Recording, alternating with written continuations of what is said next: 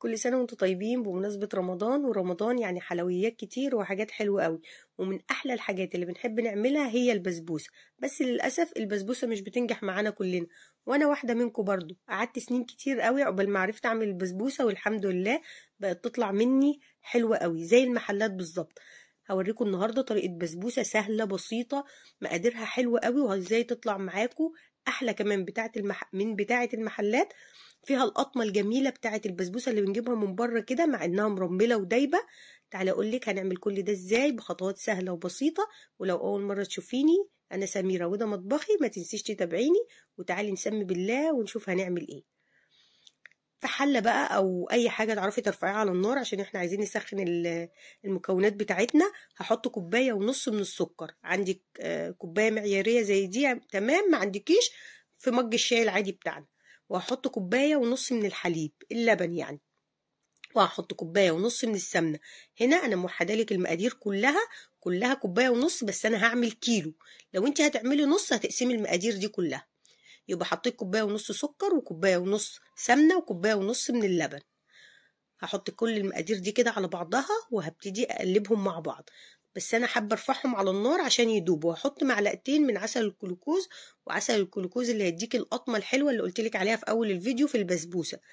عسل الجلوكوز رخيص مش غالي، وهتلاقيه في السوبر ماركت او عند العلاف او عند العطار، يعني موجود في كل حته. وعند طبعا مستلزمات الحلواني برضو هتلاقيه.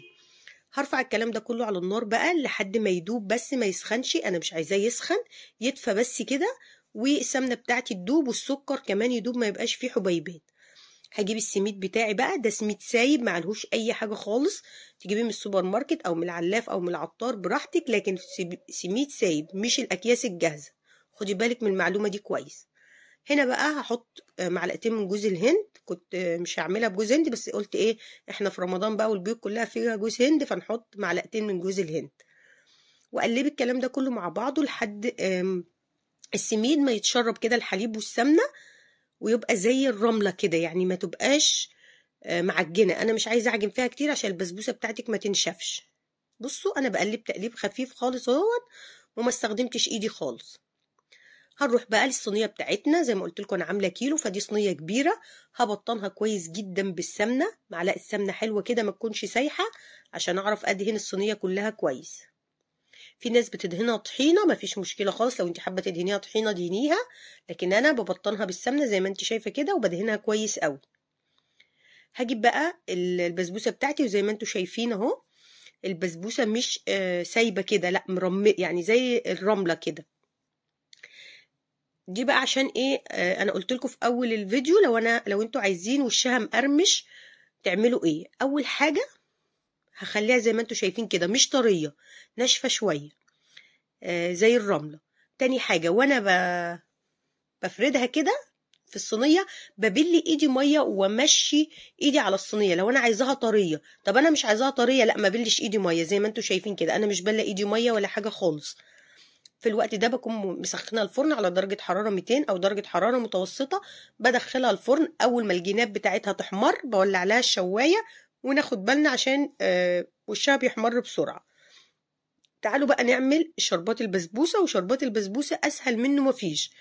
احنا هنحط مقادير السكر زي مقدار الميه. هنحط 3 كوبايات من السكر زي ما انتوا شايفين. انا حبيت اعمل لكم بمج الشاي عشان اوريه لكم ان ده المج العادي بتاعنا كلنا، هو نفس المج المعياري اللي انا كنت بعمل بيه، او الكوبايه المعياريه. هحط 3 كوبايات ميه، يبقى شربات البسبوسه خفيف وسخن. خدوا بالكم من المعلومه دي. انا بقلب السكر عادي، بقلب الشربات، انت مش حابه تقلبيه ما تقلبهوش، لكن انا بقلبه وما بيسكرش عادي خالص، لان شربات البسبوسه هو ميه بسكر سخنه، يعني مش بيلحق يسكر.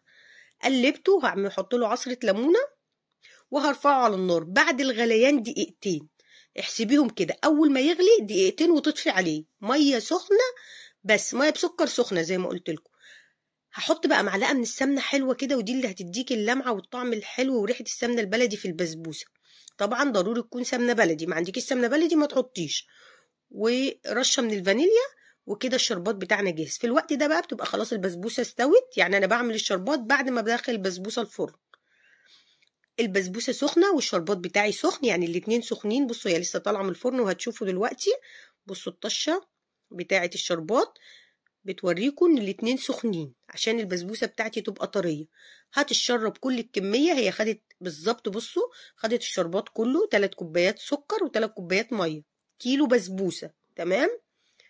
بسيبها بقى لما تتشرب براحتها خالص وتبرد. عايزين تاكلوا احلى بسبوسه، خلوها تبات او اقل حاجه 6 ساعات. اوعوا تقطعوا البسبوسه وهي سخنه او تاكلوها وهي دافيه، ما بتبقاش حلوه، مع ان في ناس بتحبها دافيه وانا ولادي من النوع ده.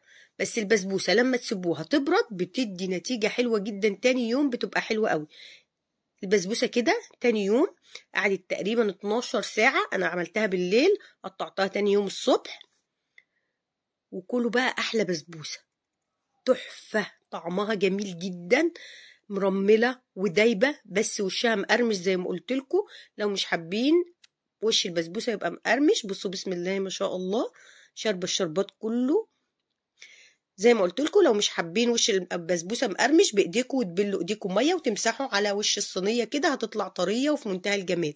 اتمنى تجربوها، ولو استفدت اي حاجه من الفيديو بتاعي يا ريت تعملي لي لايك وكومنت حلو زيك. وكل سنه وانتم طيبين، وربنا يحسن ما بين ايديكم وتعملوا كل حاجه وتطلع احسن مني كمان.